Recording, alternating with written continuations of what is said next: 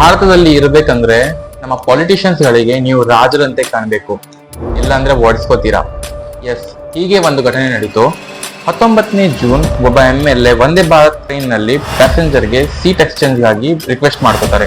ಆಗ ರಾಜ್ ಎನ್ನುವ ಪ್ಯಾಸೆಂಜರ್ ಅದನ್ನ ನಿರಾಕರಿಸ್ತಾರೆ. ಈಗ MLA ಸಾಹೇಬ್ರ ಬೆಟ್ಟದಂತ ಈಗೋ ರಿಜೆಕ್ಷನ್ ಆಗುತ್ತೆ. ನಂತರ MLA ಜಾಸಿ ರೈಲ್ವೆ ಸ್ಟೇಷನ್ ನಲ್ಲಿ ತಂದೆ ರೌಡಿಗಳನ್ನ ಕರೆಸ್ಕೊಂಡು ಆ ಅಮಾಯಕ ರಾಜ್ ಎನ್ನುವ ಪ್ಯಾಸೆಂಜರ್ಗೆ ತುಂಬಾ ಹೊಡಿತಾರೆ.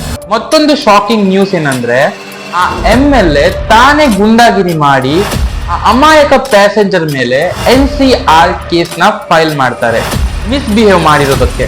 ಮತ್ತೆ ಆ ಒಂದು ಕೇಸ್ ಫೈಲ್ ಕೂಡ ಆಗುತ್ತೆ. ಡೆವಲಪ್ ಆಗಿರೋ ದೇಶದಲ್ಲಿ ಏನಾಗುತ್ತೆ ಗೊತ್ತಾ?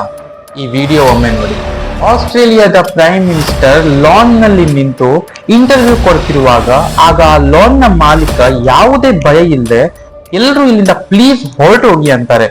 ಆಗ ಆ ಪ್ರೈಮ್ ಮಿನಿಸ್ಟರ್ ಯಾವುದೇ ಈಗೋ ಇಲ್ಲದೆ ಅಲ್ಲಿಂದ ರೆಸ್ಪೆಕ್ಟ್ಫುಲ್ ಹೊರಟು. ಇದಕ್ಕೆ ಅಂತಾರೆ ಡೆಮೋಕ್ರಸಿ.